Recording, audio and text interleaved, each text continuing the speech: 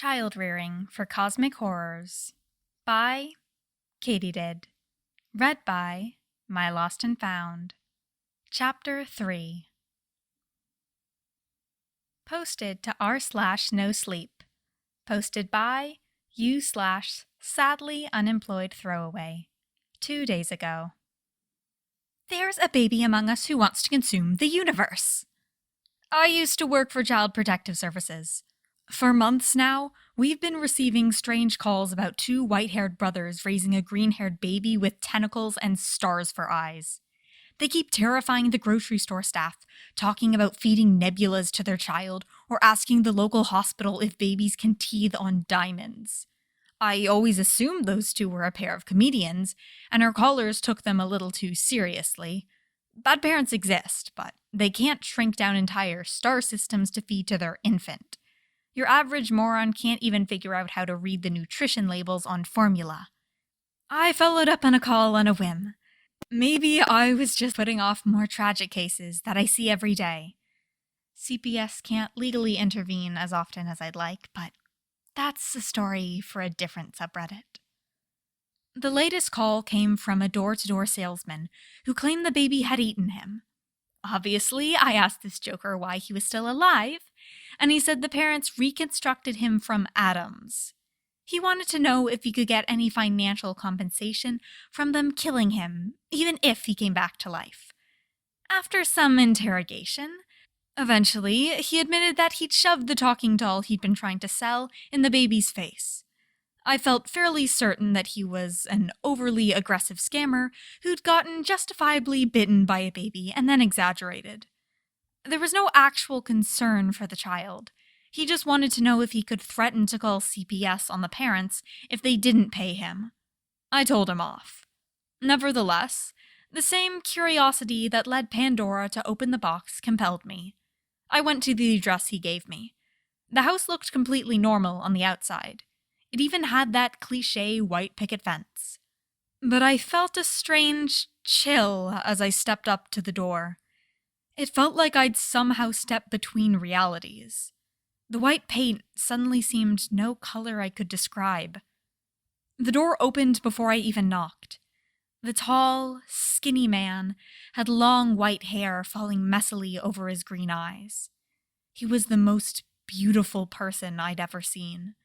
But his beauty was like a hurricane or a star going supernova. I didn't have any desire to touch it. He asked, "Is this about the salesman? I offered him a diamond for compensation. Then he had the nerve to insist it must be fake because it was too big." A deep voice echoing like a death toll called, "If it's another salesman, then let Izuku eat him. I don't know why you brought the last one back." An even taller man stepped into view, cradling a baby against his shoulder.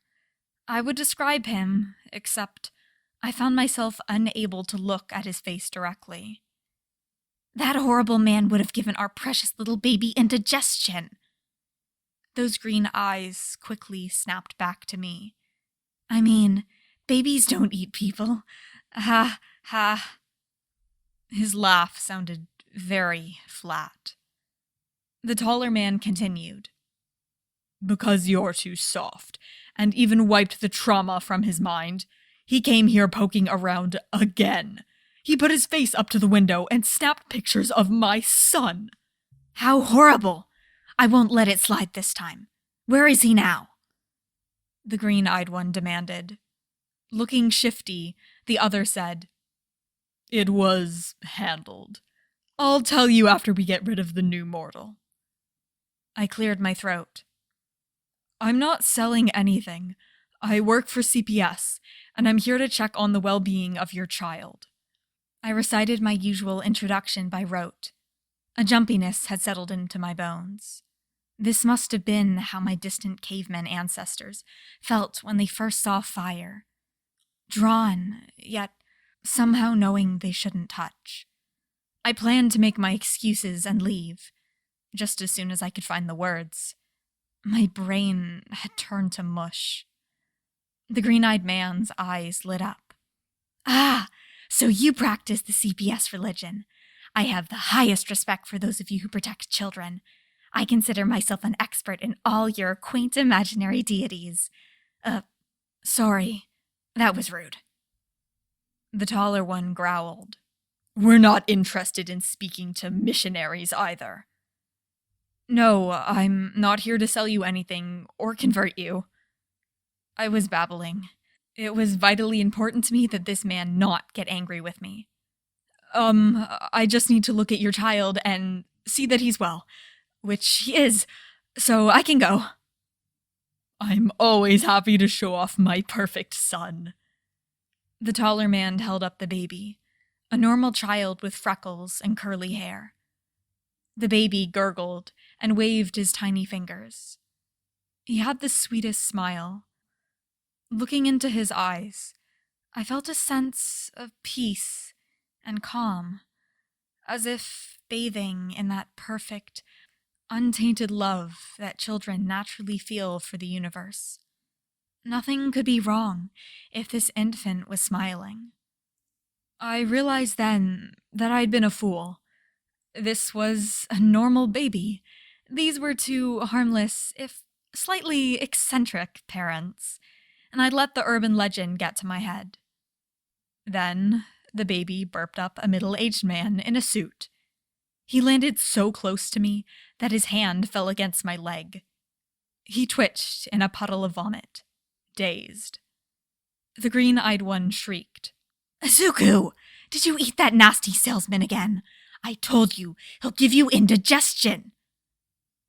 I turned and ran. I quit my job. If anyone has job openings for someone with a social work degree that doesn't involve working with children, then please message me. I have a phobia now. Edit. People keep telling me this is a funny story, not a horror story. But it was very scary at the time. Child Protective Service agent Toshinori Yagi hung up the phone. He stood up and walked to the neighboring cubicle belonging to his partner. It's another call about the Cthulhu child. I'm pretty sure it's a prank call, but you asked me to let you know immediately about any word. A very agitated amusement park worker claimed that a group of babies ate the Ferris wheel. Midoriya looked up from her computer. Green hair fell over one eye as she scowled. Inko never smiled. She was a department legend for living for the sake of her job. Her desk was covered with pictures of a freckled baby with her eyes. A lot of agents had pictures of their families, but in Inko's case, Toshinori believed her constantly looking at those pictures verged on self-harm, because her child was dead. Standing up, Inko put on her coat. Let's go.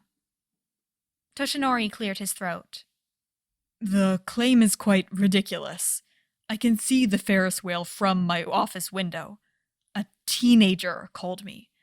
And you know the local kids have been pranking us ever since one of our former co-workers blabbed about the urgent legend on the No Sleep Reddit community. This time, there was an entire class of Eldritch children. I consider that sure proof the kid was mocking us. The teenager had sounded quite scared, but some of the prank callers were good actors. The prank calls had been increasing lately, proving someone was truly dedicated to their joke. The Cthulhu baby had teethed on everything from a truck to a meatpacking factory. Toshinori didn't believe a word of it. True, quite a few agents had quit after investigating the calls, but CPS had a high turnover. It was an overworked and underpaid job that regularly involved seeing horrific things. Inko headed for the door. You don't have to come with me, she called over her shoulder. Toshinori ran to catch up with her. Yes, I do. You know our boss said no one could take one of the Eldritch calls without a partner after the previous incidents. I don't mind helping you. It's just, we have a long list of families to visit. There are kids who actually need us. Inko slowed, letting him catch up. Her tone softened. I know, but Did I ever tell you what happened to my son? No, Toshinori said gently. He had a lot of respect for his partner, who worked relentless overtime on every case. He also worried about her. As a coworker, he feared overstepping boundaries, but he'd been desperately resisting the urge to ask her if she ever considered seeing a psychiatrist about the guilt that drove her. My ex belonged to a cult dedicated to worshipping Eldritch abominations. I tried repeatedly for sole custody of our son, but you work for CPS. You know how hard it can be to get the law to act before the victim suffers irreparable harm. During his weekend with our son, they both vanished. His body was found in a collapsed building, among an absolute mess of body parts. The police identified him by his molars. Enough of my baby's blood was spread around for the doctors to be certain that he died somewhere in that hellhole. Inko's voice shook. When I hear a call involving Eldritch horrors, I have to be certain. Even if most of them are fake, there still might be some of that cult left. If there are, I refuse to let them hurt more children. I understand. Toshinori put a hand on her shoulder. I'll come along. Besides, I can't lose another partner. You're the only one who can put up with me. It was only partly a joke. A dozen of Toshinori's partners had quit after just a few months. But, as he kept telling himself, it was a rough and mentally grueling job. It wasn't anything personal. The teenager blew a bubble of gum and popped it. I'd like to help, but I'm supposed to put on the All Might costume and hand out balloons. He gestured at the red, yellow, and blue suit lying on the bench. His voice held no enthusiasm for the task. Toshinori cleared his throat. Actually, I used to play All Might in the hero shows when I was a teenager. I could take over for you if you're willing to let Miss Midoriya interview you. The kid's sullen face lit up. Yeah, that would be awesome. If I skip one more time, I'm gonna get fired.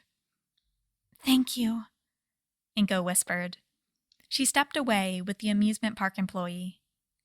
The Ferris wheel loomed large in the background, lights flashing as it slowly turned. Distant laughter drifted on the wind, and tiny fingers could be made out inside. Toshinori could see absolutely nothing unusual about the amusement park ride. Except, was it turning clockwise? Didn't that Ferris wheel usually turn counterclockwise? Well, Toshinori hadn't worked here in many years. He could be remembering wrong. Toshinori felt a little embarrassed that a teenager's All Might costume fit him. He'd always been skinny and sickly since he'd been a young child. The legs were clearly too short, but the boots mostly covered that up. He went around the park, handing out balloons. Before long, he only had 3 left. "Amma!" a tiny voice cried. Toshinori looked over. A green-haired baby was strapped to the chest of a white-haired young man. The baby had chubby cheeks and adorable freckles that almost glowed. He waved his arms. The white-haired man smiled. He's trying to say All Might. He loves that show. What a cutie. Chuckling, Toshinori walked over and peered at the baby. Would you like a balloon, little one? His name is Izuku. I'm Yoichi Shigaraki. Whoa, did you look directly in his eyes? Toshinori pulled back. I'm sorry, was that rude? Prolonged eye contact was considered rude in some cultures, but it was odd a brief meeting of eyes would provoke such a surprised reaction. No, not at all. You've done nothing wrong. It's just... Yoichi hesitated. Did you feel any existential dread? Are you dizzy? Toshinori laughed boisterously. Only because it's hot in this costume. Yoichi smiled. You're a very unusual human, great hero. I'm not a real hero. I'm not even an amusement park impersonator. I'm an agent for Child Protective Services. I'm just helping out. Toshinori would have felt silly explaining about the prank phone call. Oh, Yoshi nodded. You must be a priest of the god CPS, the protector of younglings. No wonder the adorable gaze that gives most mortals mental scars so deep as the Mariana Trench has no effect on you. Huh? Before Toshinori could ask if that was a joke, he was distracted by a popping sound. Looking down, he saw that his last 3 balloons were gone. Empty strings hung from his hand. Izuku licked his lips and giggled. Yoshi rubbed his forehead. I apologize for the loss of your sacred items. My child is teething, and it makes him even hungrier than usual. I will pay for those. He pulled out his wallet from somewhere. It had almost looked like he'd pulled it out from a mouth on his hand, but that must have been a trick of the light. Oh, no need. It's not your fault. I must have dropped the balloons. Toshinori squinted at the blue sky, trying to see them. They were out of sight already. The balloons are free anyway. I was almost done handing them out, so no matter. Yoshi said, We, too, had nearly finished our business in this place of merriment, and fake yet visually appealing magic. I only came to make sure the Ferris wheel worked as normally after yesterday. It seems to be working great, if you want to ride. Toshinori squinted at the tiny figures inside the glass, and the Plus Ultra logo decorating the center. Except the words had been written backwards. Is it just me, or did someone write Plus Ultra backwards? I don't remember that mistake. It must have been repainted since I last came here. Yoshi paled. Excuse me, I have something I need to fix. He ran off. Little Izuku waved over his father's shoulder, crying. Anna! Sharpness inside his mouth gleamed. Shadows seemed to lurk around his tongue. Bright light drew Toshinori's attention to something on the ground. He picked it up. It had the shape of a baby tooth, except it appeared to be a gemstone. Could this be a real diamond? He winced as it drew a drop of blood from his fingertip. A very sharp tooth, too. Just in case this was a valuable stone, he pocketed it, planning to return it to Lost and Found. From behind, Inko tapped him on the shoulder. Are you done handing out balloons? Toshinori turned around. I lost a few, but I think I did a decent job. I should return the costume. Did you find out anything useful? Inko shook her head. The Ferris wheel needed to be repaired yesterday. I guess a kid used that in their prank.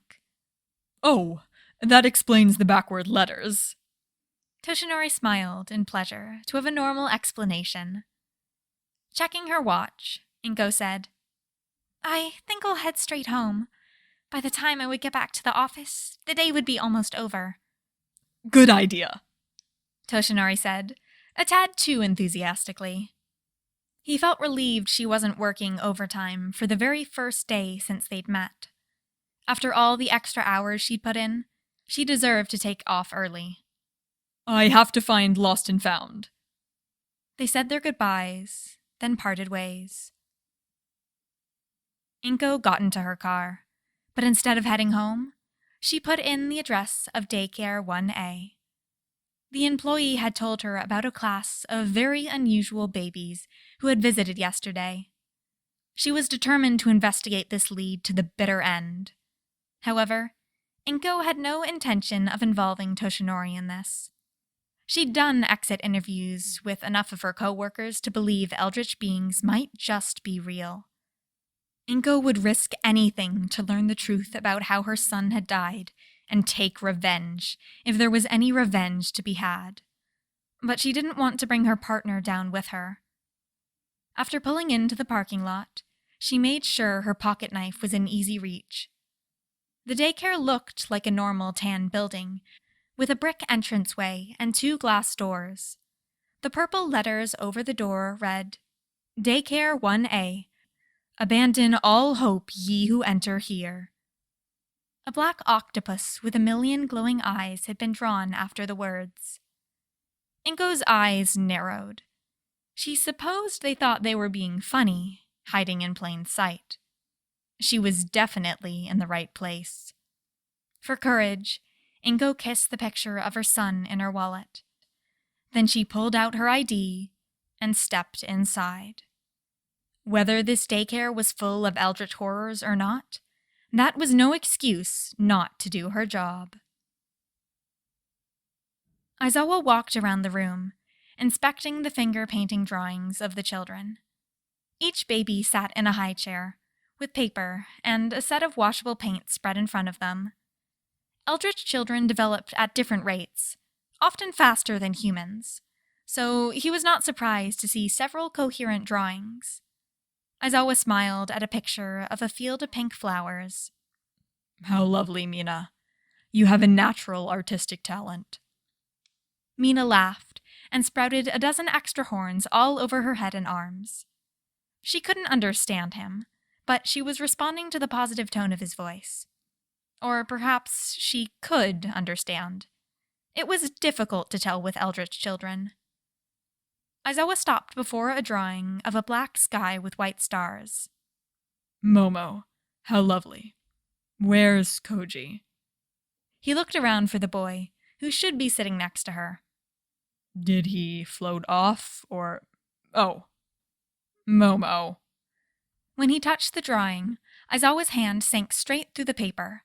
The other side felt damp and cold.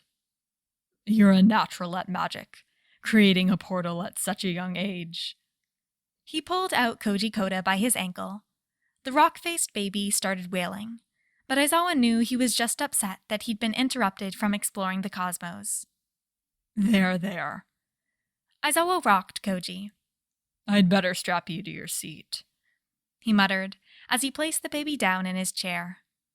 The crackling of flames came from the other end of the room. Shoto Todoroki had lit his painting on fire. Activating his erasure, Aizawa ran over. Did you damage your clothes? He knew the baby would be fine. Fire could not harm any of the children, but especially not this one. Shoto grinned and waved his arms. One of his sleeves singed. Aizawa went around, checking that all the children were in their seats. He had to use his hands to feel for Toru. He exhaled in relief that he had no other escapees. However, Eijiro Kirishima's picture of a tiger had escaped the paper and eaten a pencil. After erasing the miniature tiger, Aizawa collapsed into his chair. I'll clean up in a moment, he muttered, rubbing his forehead and accidentally smearing black paint on his face. At least the biggest problem child stayed home on finger painting day.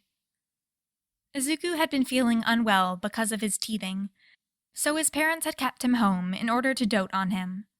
They were a bit overprotective. A glowing cloud exploded into existence, 1,000, if not millions, of tiny orbs swirling inside. Yog-Sothoth bellowed. I have come to babysit. Aizawa's headache tripled in intensity. You really don't have to. I'm an adult. You're a baby, not even a century old. The crackling air around Yog-Sothoth swirled, coalescing into something like tentacles. Please go away. I'm not in the mood to deal with you today. Oh, is baby feeling grumpy? Should I put you down for a nap? Unfortunately, that was not an ideal threat. Aizawa groaned and gave up. At least Yog-Sothoth's sense of time was so terrible he only ever showed up to babysit once a year or so. And he didn't ask to be paid. A commotion coming from the front door drew Aizawa's attention. Surely they couldn't have a human visitor now. Not with Yog-Sothoth here. It would be a disaster. Make yourself useful and look after the kids for me. Yog-Sothoth could be trusted with eldritch beings. Less so frail mortal ones. Aizawa leapt up and ran for the door. Yamada stood in the foyer, facing a short young woman. She held up a badge. I'm Inko Midoriya, from the CPS. We've been searching for you for a very, very long time. Her eyes blazed with determination. She did not look like she'd be easily sent away.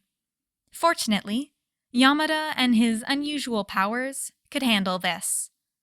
Aizawa ducked out of sight around a corner. With a big smile, Yamada asked, May I inquire what this is about?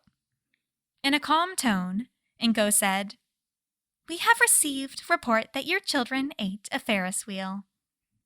Aizawa's fist clenched. Damn it, problem child.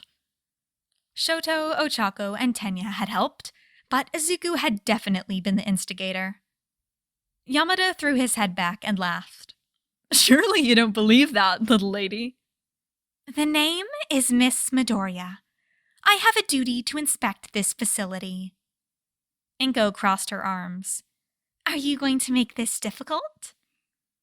His voice rippling with energy, Yamada said, Leave this place and forget you've ever heard of us. Inko glared. No. She pushed past him. Aizawa gaped in shock. That should have worked. Yamada had the ability to command people and make them forget. The daycare relied heavily on his abilities to remain unnoticed. Inko Midoriya must not have been a normal person. Yamada trailed after her, shouting, Wait! Everyone who enters the daycare has to sign in. Yamada must be stalling for time. Taking full advantage, Aizawa ran back to the playroom, bending over panting. He told Yog-Sothoth, You have to leave. Shadowy tendrils waved in the air as Yog-Sothoth cleaned paint off Fumikage's feathers. I am helping the child of darkness complete his perfect rendition of the total despair of entropy. Aizawa glanced at Fumikage's drawing. It gave even him a headache before he activated his erasure. A human came here. It will be hard enough hiding the children from her, much less you. A mortal lives for but a blink of an eye to such as me. Tell her to leave long enough to die somewhere else.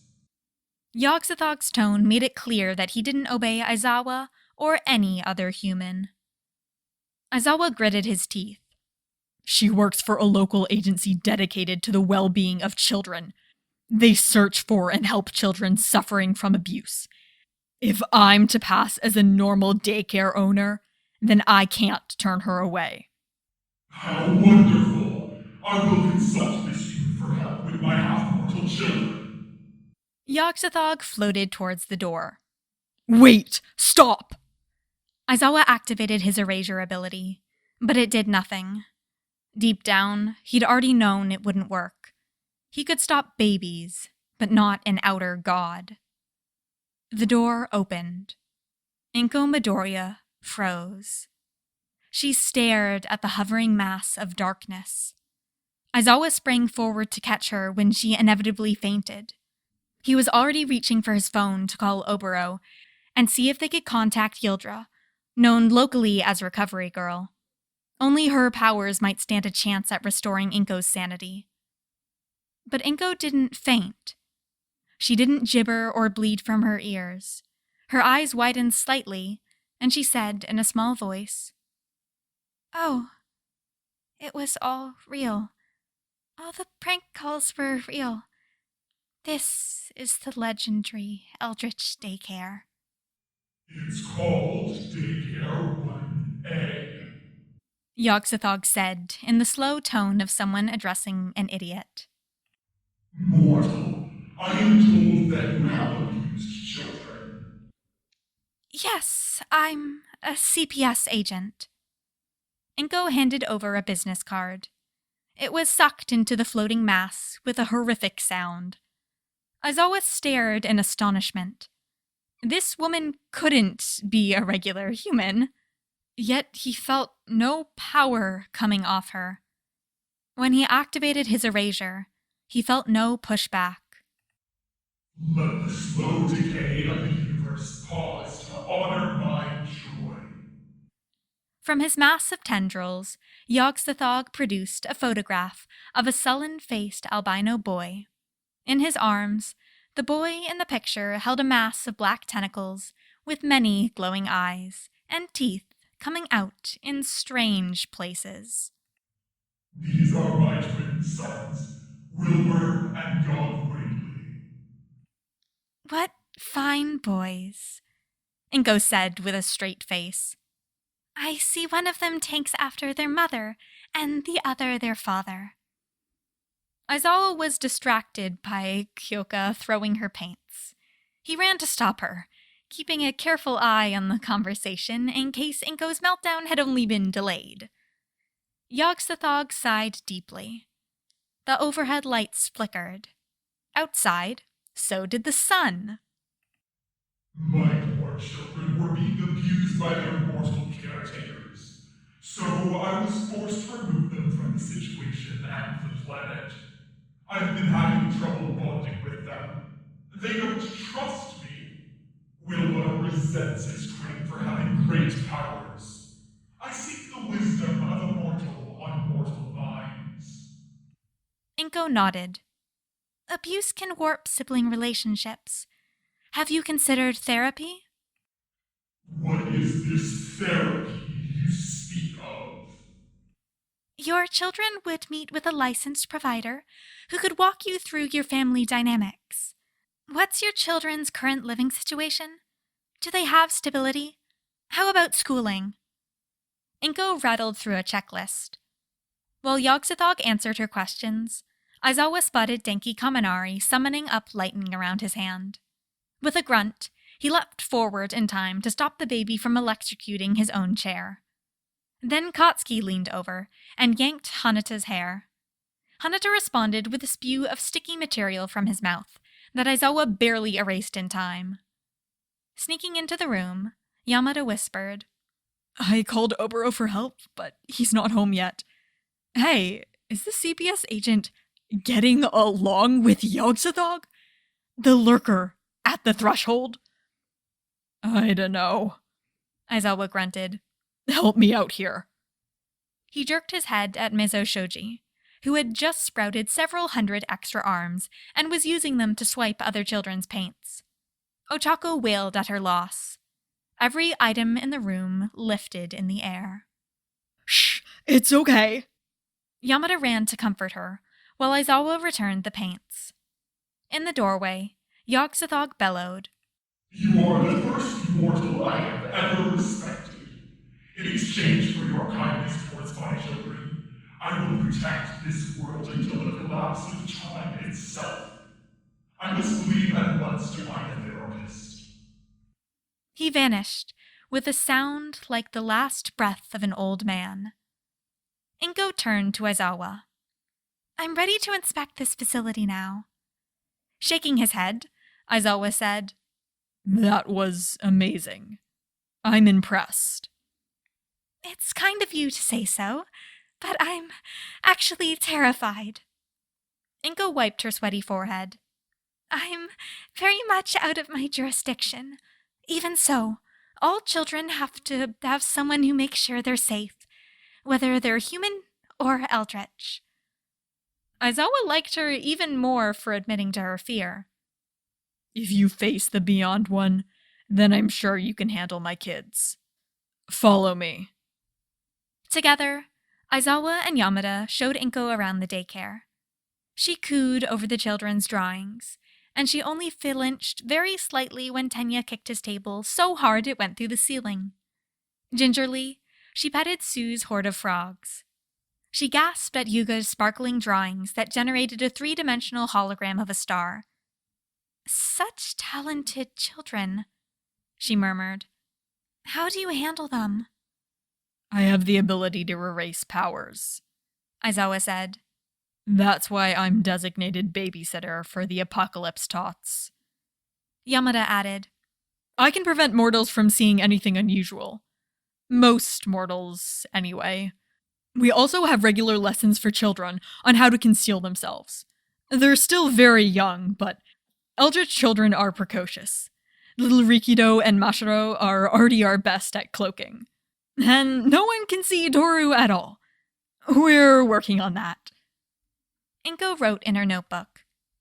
And all the children are Eldritch horrors? All but one, Yamada said. Aizawa winced. In our defense, Katsuki Bakugo seemed like something that crawled out of the depths of the void. We've had Eldritch babies bite other kids, but never before the other way around. By now, he fits right in with the others. Ingo wrote more. What do they eat? Pretty much anything, but we make sure they have a balanced diet of star material, Aizawa said. He showed her the cafeteria while Yamada looked after the kids. Afterward, Ingo held out her hand. This is a fine daycare, doing a wonderful job of taking care of babies with unique needs. I see how much you care about your children. Clearly, no one here would ever sacrifice a baby. A shadow briefly passed across her face. The children here are safe and loved, and that's all that matters to a CPS agent. I'll make certain the report is closed and direct all further calls to me so that no one bothers you again. That would be for the best. Not all humans can handle this place as well as you. Aizawa shook her hand. Thank you. You're just lucky the real problem child wasn't here.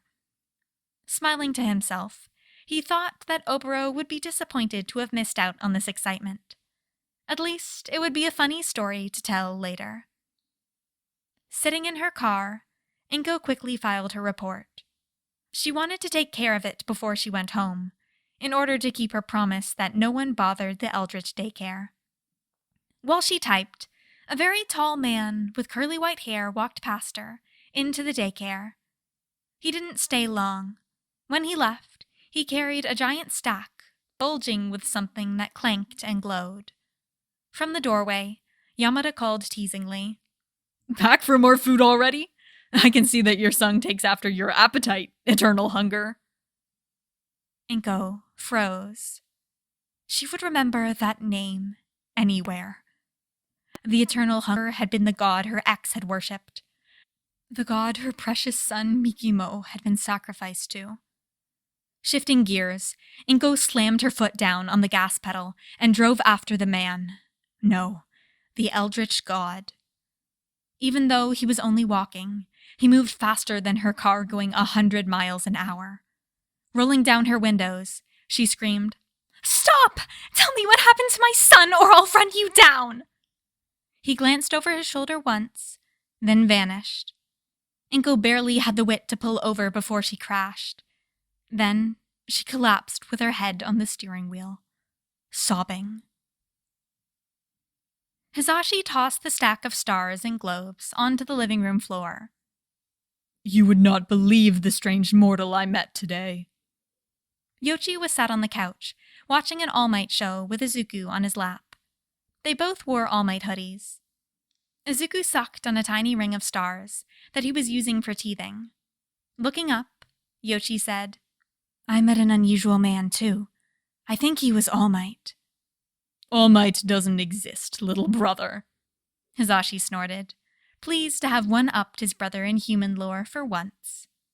That's what you said about Santa Claus, until we saw him taking pictures with children at the department store, Yoichi said smugly. Hisashi changed the subject from his past mistakes. A screaming woman threatened to kill me. It was very odd.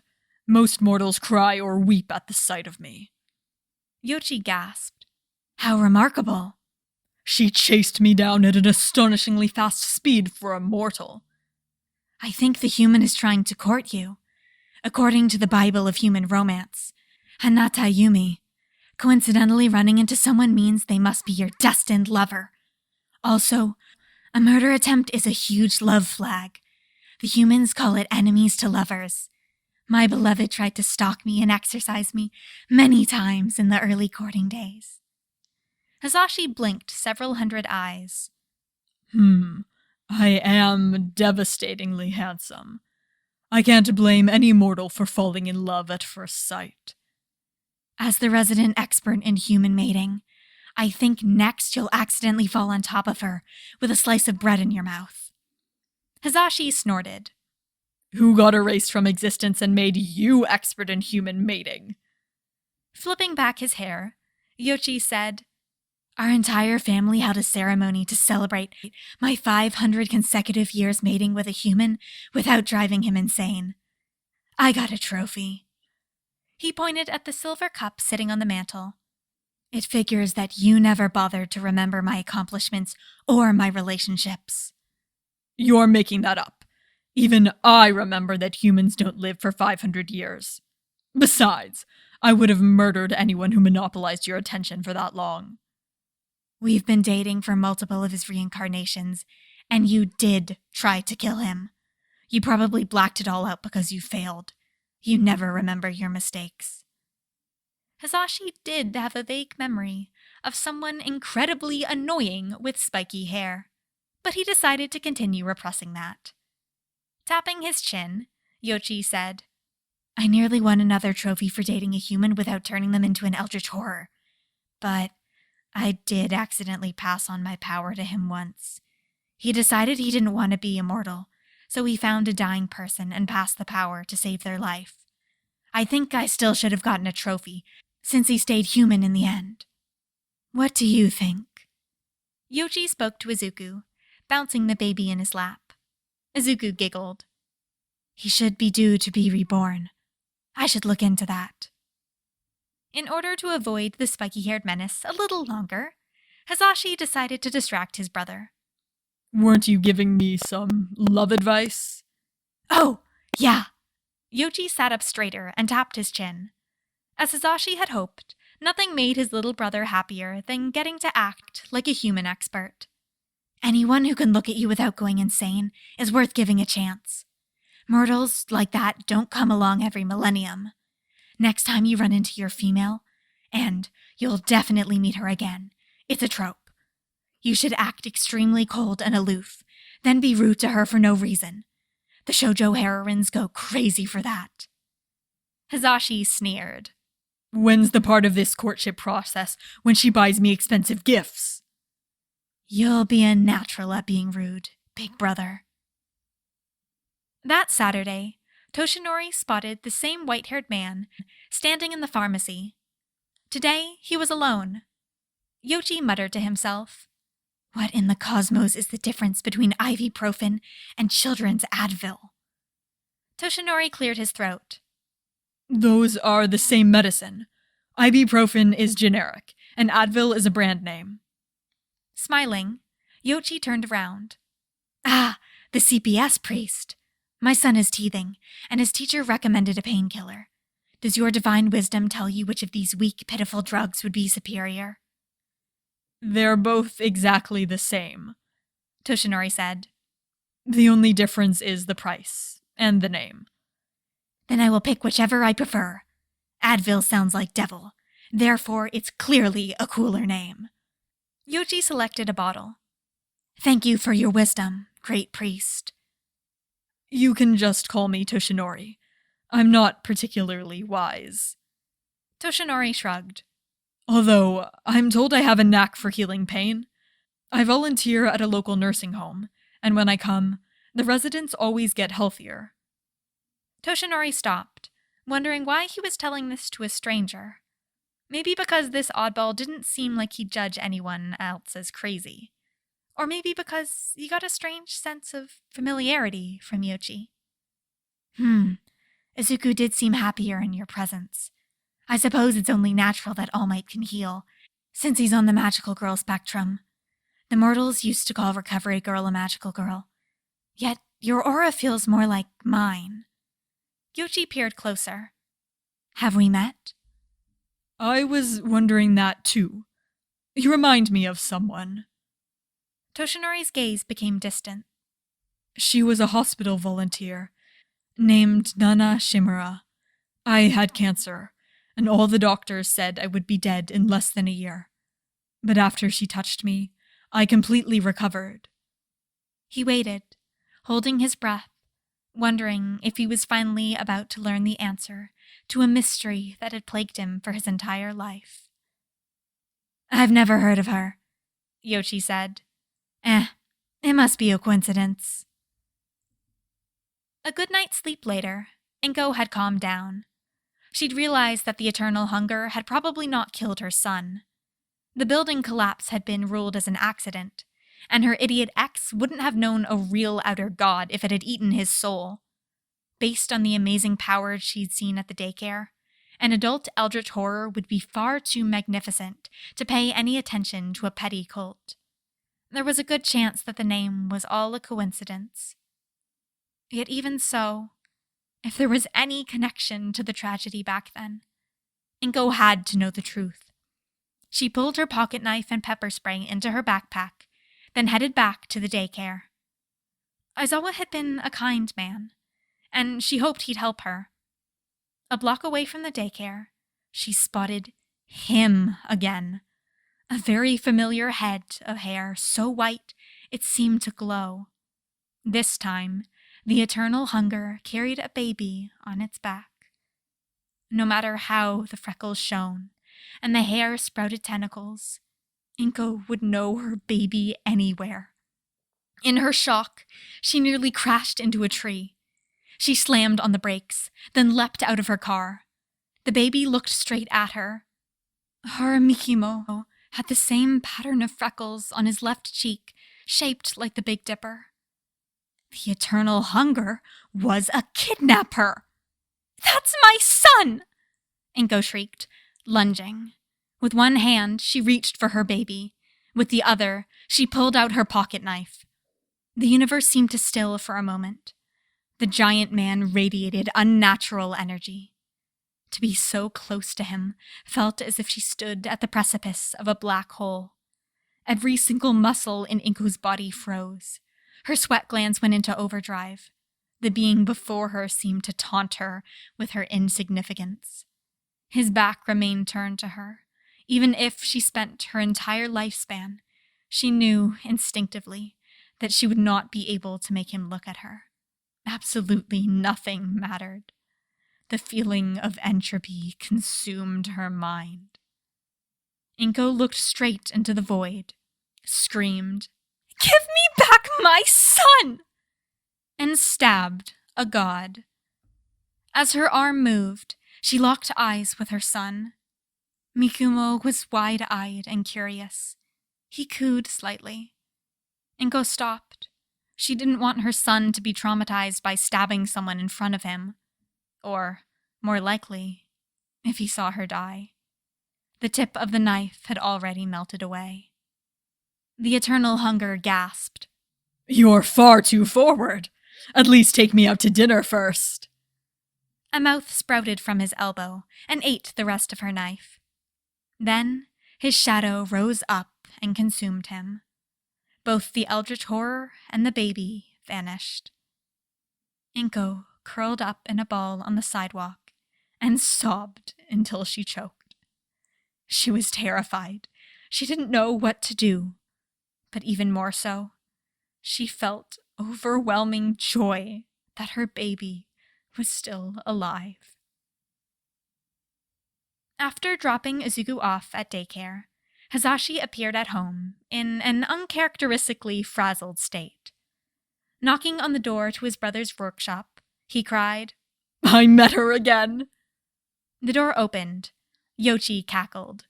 "I knew it! To think that you doubted my shoujo manga expertise!" "She offered to become my son's mother." Hazashi shook his head. "Do all mortals move so fast?" Yochi shrugged. "When you only live for a blink of an eye, you need to seize the moment. Falling in love at first sight is a big trope, although sometimes it's a red herring for the true love interest." "She even brought me a nice present, and hand-fed the lovely blade to me."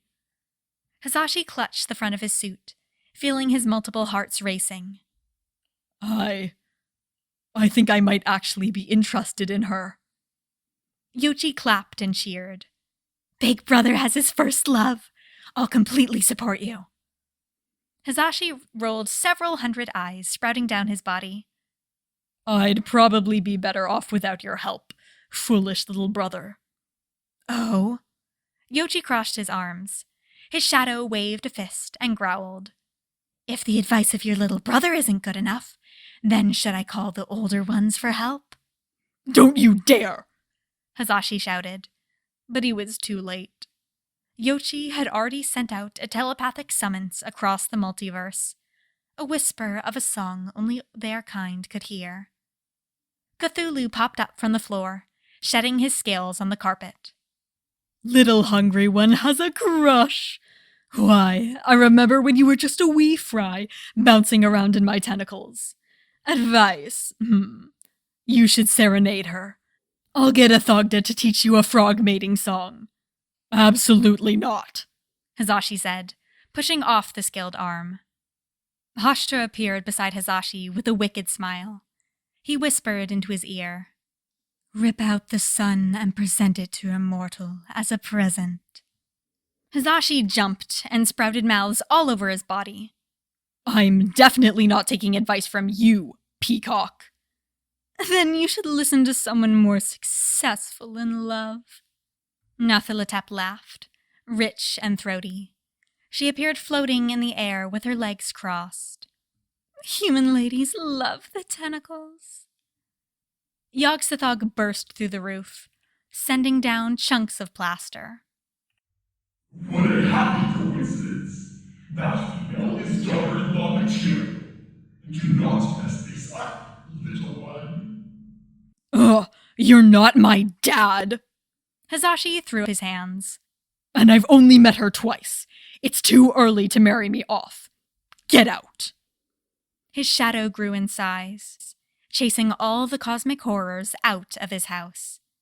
They let themselves be pushed out with one last lingering smell of ooze and unholy laughter. As his shadow worked on rebuilding the roof, Hizashi grumbled. Fine. You've proven to me that you have better advice than them. What should I do? Yoshi grinned. Duh, you have to ask her out on a date. Hizashi stared. Like the fruit? His stomach rumbled. Talk of food always made him hungry. Hungrier. No, a date like going out for coffee. Yoshi shook his head. Clearly, I'm going to have to walk you through this. I'll come with you. Toshinori had been deeply worried by Inko's call. She'd sounded on the edge of hysteria. Apparently, her car wouldn't start after being exposed to mythical darkness. Toshinori didn't question her because she sounded too upset. He'd driven straight over. Inko was sitting on a park bench, her head hanging. From her puffy red eyes, it looked like she'd been crying. Toshinori offered her a cup of coffee that he'd purchased for himself. Inko took a deep sip. Thank you. I needed that. Sorry for bothering you. It's just, I didn't have anyone else to call. I don't have any family or friends. She sniffled. Hey, I'm your friend. Toshinori patted her back. What's wrong? I followed up on the Eldritch call behind your back. Sorry, I didn't want to put you in danger. And you're going to think I'm crazy. You'd be surprised the things I've seen. Toshinori's gaze became distant. I had some unusual encounters with a white-haired man lately, and it made me remember my childhood. I believe there are certain unknowable things. A man with curly white hair and a terrifying red gaze? Inko's hand clenched on the cup. No, he had straight hair, green eyes, and seemed very nice, if a bit confused. Oh. Inko's shoulders sagged. I saw a different man. With my son. Her words poured out more rapidly. They never found a body. They said everything was too crushed, and there was a lot of my baby's blood. But if Eldritch powers exist, then he could have survived. Then, do you think this Eldritch man saved your son? Toshinori asked. That bastard kidnapped my Mikumo! Inko's head shot up. Then she frowned and sank lower in her seat, considering. Technically, my ex kidnapped him to sacrifice him. But if Mikumo is still alive, Then does that mean the eternal hunger spared him? Why? I don't know, Toshinori said. but someone with Eldritch powers saved my life as a child. The beings who I met were very kind to children, Inko admitted. Did I make a mistake? Maybe the Eldritch one isn't my enemy. I need to find him again. I have to know the truth. I have to see my son. Toshinori puffed out his chest. I promise I'll help you, even if it means searching for the rest of my life. This grand declaration was ruined by two white-haired men popping into existence in the middle of the park. Yoshi held Izuku in his arms. Nudging the other man, he hissed, "Big brother, hurry up and ask her. Speak fast or you'll surely mess this up." The taller man cleared his throat. My name is All for One, the Eternal Hunger, though mortals call me Hizashi Shigaraki. Go on a date with me. Yoshi moaned and slapped his forehead. It's a request, not an order. Hizashi frowned. Oh, dear. She already has coffee. What else can I do for a date? Inko ignored both of them and ran up to the baby. She held out her arms. The shadows around Izuku ate through the carrier. Cooing, he leapt into her arms. My baby!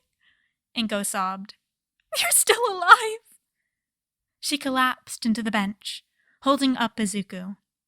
She gazed at him with misty eyes, looking at the most precious thing in the universe. Hizashi squinted. Trying very hard for the mother role, I see. I like how desperate you are to woo me. Yoshi said, Big brother. I think that's Izuku's progenitor. They look alike.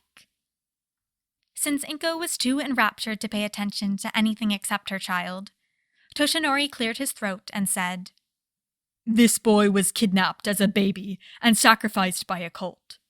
Did you save him? Swiveling his head at an unnatural angle, Hizashi stated, Who are you, and why do you smell like my brother? Little brother, did you stick your power into a mortal, even though you keep telling me not to do that? Impossible. I only ever messed up once with my lover. Oh! Yoshi gasped. You must have inherited the power I gave to my beloved. Oh, how fascinating. And if my brother's first love has been around you, that explains why she isn't fainting at the sight of us. She's become partly immune due to exposure to you. Is that why all my other partners kept quitting? Toshinori asked. Then he shook it off. No, that's not important. Inko's child is important. Please explain how you found him. Some rather dreadful humans tried to murder my dear son, Hizashi said. I saved him by putting some of my power inside of him. That's wonderful, and I'm glad you did that. But he's Inko's son too. Toshinori said. You have to give him back. Give back what's mine! Hizashi recoiled. Red eyes appeared on every part of his body. His hair stood on end and glowed. His shadow rose up like a mountain. Even Yoshi's shadow started to thicken. Toshinori knew he ought to be terrified, but for some reason, the energy vibrating in the air only made him feel stronger. That's all right, Toshinori. Inko stood up. In her arms, Izuku giggled and produced a shimmering, sunny ball that he tossed around. I appreciate you standing up for me, but I can't raise an Eldritch child alone. I met over a dozen of them yesterday, and that made me realize only another Eldritch being can properly look after a child with powers. It would be a disaster for both me and Izuku if I tried. The first time he ate a Ferris wheel, I wouldn't know what to do. But will you please let me raise him together with you? She bowed her head. I think that would be a lovely idea, Yoshi said. To be honest, my knowledge of humanity has holes. We could use your expertise on the subject. It wouldn't be any trouble at all for me to create an extra wing in the house that you could have all to yourself. Agreed. Especially the part where my brother doesn't know as much as he thinks he does. Hisashi said. Izuku clearly adores you, and if you move in with us, then I'll change fewer diapers. Can you cook? I can live with my son? That's even better than I'd hoped, Inko said, tears pouring down her face. Yes, I love to cook. Oh no, she's leaking. Hisashi looked worried. Does that mean I didn't get a date? Not now, big brother, Yoichi hissed. Inko wiped her face. Hisashi, I'm truly grateful to you for saving my son and raising him so well. He's clearly a healthy and happy child. I don't know much about you, but I love your parenting style. I would be happy to go on a date with you, then see where it goes from there. Yes! Hisashi pumped his fist in the air. This love stuff is easier than I thought it would be. I think the important takeaway here is that since I'm dating Izuku's biological mother, this makes me his real father, and not Yoichi. Glaring, Yoichi said, You haven't even been on a single date yet. Don't get overexcited. Beside him, his shadow made a fist. Nah! Izuku cried gleefully, then spat up a supernova. Hisashi and Yoichi spent the rest of the afternoon resetting reality. Omake time! Omake. Sir not appearing in this fic. Aizawa. Oboro, how dare you refuse to pick up my calls when Yogg-Sothoth came to visit? Oboro. I can't hear you if I don't have ears! Aizawa. Don't you dare turn into a patch of haze! Get back here! Omake. The poor Bakugos. Masura. Mr. Aizawa, I'm sorry to bother you late at night. Aizawa. Spit it out. Masaru. Is it normal for my son to be producing knives from every part of his body? I'm worried he's gonna hurt himself. Aizawa. I'll get Oboro to teleport me over. Omake. Meet Class 1B. Oboro. My good human friend Vlad King has offered to let our kids meet his kids so they can practice socializing with mortals. Aizawa. Does he know we're teaching a class of Eldritch Abominations? Oboro.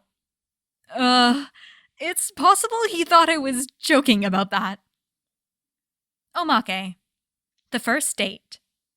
Hisashi, glancing at a flashcard his brother gave him. Tell me about yourself. Inko. I've dedicated my life to protecting children from abuse. Hisashi. Child abusers taste amazing. They have this unique flavor of damnation. Inko. I know just where to take you for dinner next time. This will be the start of a beautiful relationship.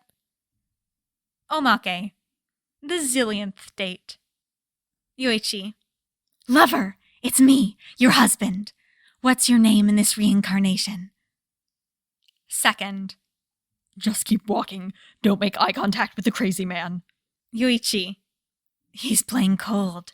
That's a good sign in manga. Omake. Eldritch All for One reacts to other universes. Hisashi. Little brother, I'm home, and I brought some Izukus with me. Yoichi. Why are they shaking and leaking water from their eyes? Hisashi. Well, they all came from sucky universes. In one of them, another me took over the world and brainwashed everyone. The cute phoenix was locked in a birdcage with broken wings. I found another Izuku locked up in a vault with you. Yeah, I brought your human self too. There are a couple yous, and some Inkos waiting outside. I got a bunch of them from bank vaults. Their pitiful states made me angry. I ate my other selves. I never knew I tasted so good.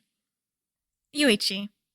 I think this therapy Inko keeps talking about would be helpful for our new family members.